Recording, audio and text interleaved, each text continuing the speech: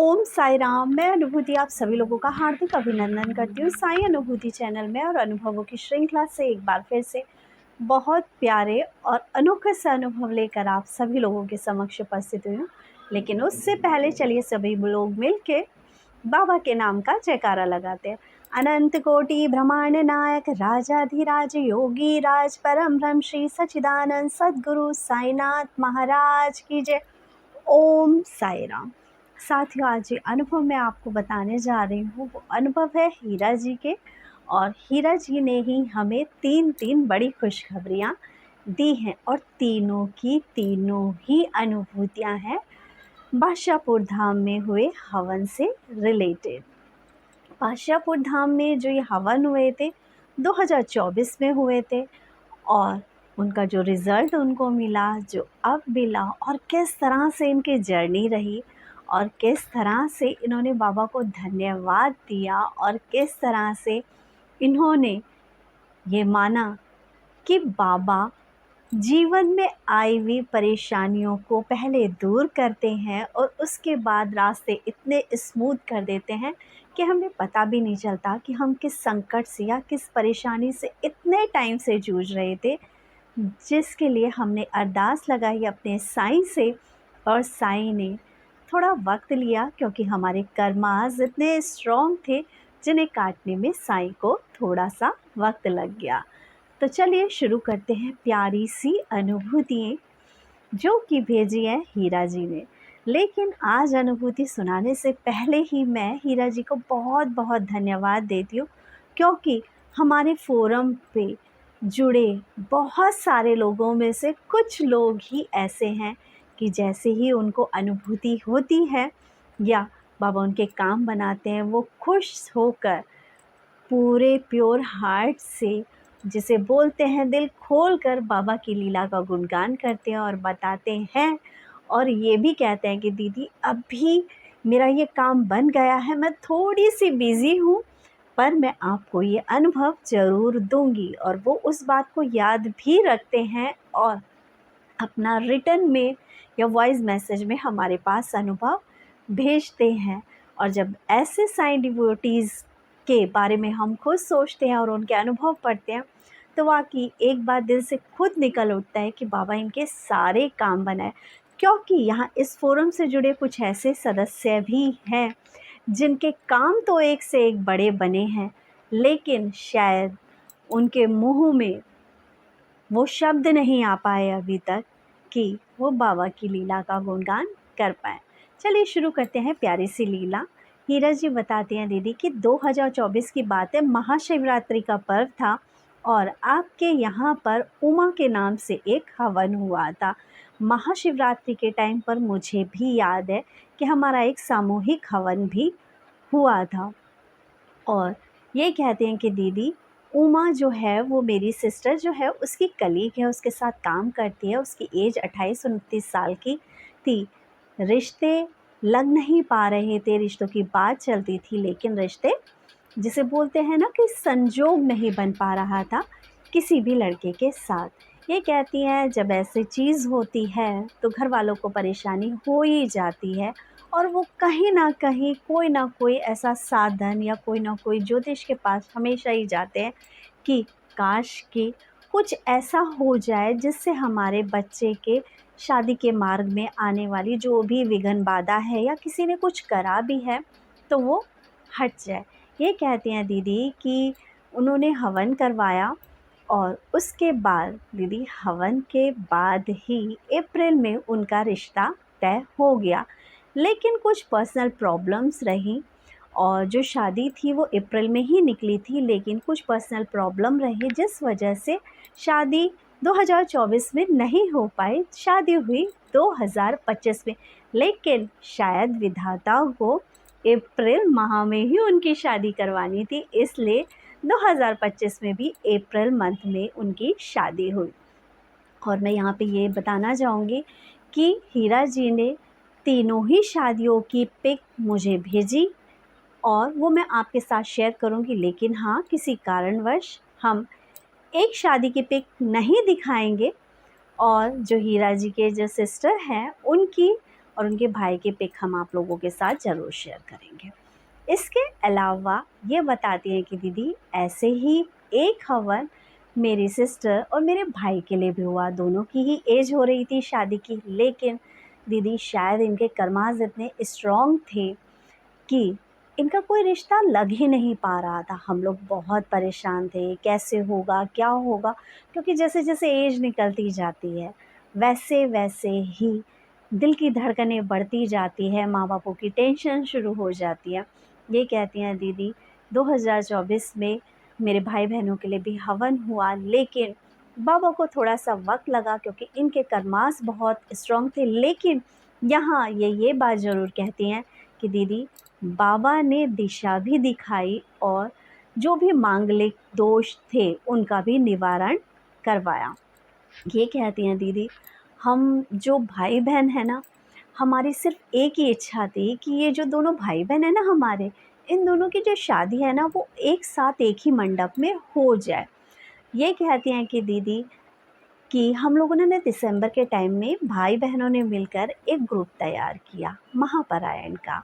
ये कहती है हम भाई बहन मिलके एक चैप्टर रोज का पढ़ते थे और दीदी हम सभी की इच्छा सिर्फ इतनी ही थी कि दोनों की शादी हो जाए, दोनों की एक ही मंडप पे शादी हो। और ये कहती है दीदी बाबा ने सुनी हमारी और मई 7 मई को और 6 मई को मेरे भाई बहनों की शादी हुई। 6 तारीख को जो शादी हुई मेरे भाई की हुई और 7 तारीख को जो शादी हुई मेरे भाई की हुई। ये कहती है दीदी दोनों की ही शादी में बहुत विघ्न बाधाएं थी। ये बताती हैं दीदी कि जब मेरे भाई का रिश्ता तय होने वाला था, जिस दिन की डेट रखी गई थी उस दिन ही उसके होने वाले ससुर की डेथ हो गई। आप समझ सकते हैं कि उस पल में हमारे मन में क्या चीज़ें आई होंगी या लड़की के घर वालों के मन में क्या चीज़ें आई होंगी। लेकिन 1 महीने बाद फिर जो बात आगे बढ़ी और रोकना हो गया। ये कहती हैं अभी इस बीच हमारी एक टेंशन चल रही थी क्योंकि अभी तक छोटी सिस्टर है ना, उसके लिए लड़का नहीं मिला था। ये कहती कि दीदी रिश्ते तो बहुत आ रहे थे, जा रहे थे, लेकिन कोई भी ना रिश्ता ऐसा नहीं था कि जो जच रहा हो कि ये दिल बैठे कि हाँ कि इससे शादी कराई जाए तो जीवन आगे सुखमय होगा। मतलब ये कह दे कि जोड़ी मैच वाली मिल नहीं रही थी। ये कहती हैं दीदी मेरे भाई की शादी का दिन नज़दीक आ रहा था, वो महीना पास आ रहा था और अभी तक छोटी वाली का कोई रिश्ता नहीं हुआ था। लेकिन बाबा लास्ट टाइम पे एक अपनी लीला रच देते हैं। ये कहते हैं कि दीदी 20 दिन बचे थे शादी के और मेरी छोटी सिस्टर के लिए भी हमें एक बहुत अच्छा रिश्ता मिल गया और मेरी सिस्टर का भी गठबंधन हुआ 7 मई को। ये कहती है कोटि-कोटि नमन बादशाहपुर वाले बाबा को, अपने शिरडी साईंनाथ को, जिनका साथ पकड़ा, जिनका हाथ थामा और उन्होंने इन दोनों के ही जीवन के रास्ते में जो बाधाएं थी उनको दूर किया। सर झुकता है मेरा बादशाहपुर वाले धाम के बाबा पे। दूर दूर के वो लोग जिनके काम नहीं बन पा रहे, वो जब पूरी श्रद्धा और विश्वास के साथ यहाँ से जुड़ते हैं तो मेरे शिरडी साईनाथ जो कि साक्षात रूप में बादशाहपुर धाम में विराजमान है, लोगों की सुन ही लेते हैं। बादशाहपुर धाम के सेवक जो अनिल जी हैं निस्वार्थ सेवा कर रहे हैं और उसी निस्वार्थ सेवा का फल है कि वो बहुत स्ट्रांगली ये चीज़ कहते हैं कि मीनाक्षी जी यहाँ काम तो 99% बंदों के बनते ही बनते हैं। वो जो 1% बंदे रह जाते हैं ना, वो सिर्फ अपनी आस्था और विश्वास के डामाडोल होने की स्थिति की वजह से है। जिसने भी पूरी श्रद्धा के साथ ये मान लिया कि बादशाहपुर धाम जिस धाम से हम जुड़ रहे हैं वो हमारे बिगड़े से बिगड़े काम बना सकते हैं। तो ऐसी अनुभूतियाँ उनको हुई है जो उन्होंने कभी सोचा भी नहीं था। और इसी के साथ यही कहना चाहूँगी ऐसे और भी डिवोटीज़ जो अभी अपने भाई बहनों के या अपने बच्चों के रिश्तों के लिए परेशान हैं, विश्वास रखिए कि उनके रिश्ते भी ज़रूर होंगे। सही वक्त आने पर बाबा आपको हर वो चीज़ देते हैं जिसकी आपको ज़िंदगी में ज़रूरत है, लेकिन आस्था तो दृढ़ रखनी ही पड़ेगी। इसी के साथ गुरु पूर्णिमा के अवसर पर बादशाहपुर धाम में भंडारे का आयोजन है, हवन किया जाएंगे। और यदि आप लोग बादशाहपुर धाम में आकर बाबा के दरबार में अपनी हाज़िरी लगाना चाहते हैं तो खुले दिल से आप लोगों का स्वागत है। आइए, भंडारे का आनंद लीजिए, हवन की शुद्ध अग्नि में अपने दुख कलेश को दूर कर जाइए, अपने जीवन की विघ्न बाधाओं को स्वाहा कर जाइए और ले जाइए हजारों और ढेरों खुशियाँ कि कुछ टाइम बाद आप हमसे कहो कि दीदी हम आए थे बादशाहपुर दरबार और आते के साथ ही हमारा ये काम बन गया। ऐसी अनेकों अनेक अनुभूतियों के लिए जुड़े साईं अनुभूति चैनल से, साईं आशीर्वाद बादशाहपुर धाम से, क्योंकि साईं अनुभूति चैनल सिर्फ आपको अनुभूतियाँ सुनाता नहीं है, आपको बाबा की अनुभूतियाँ कराने में आपका सहयोग भी करता है।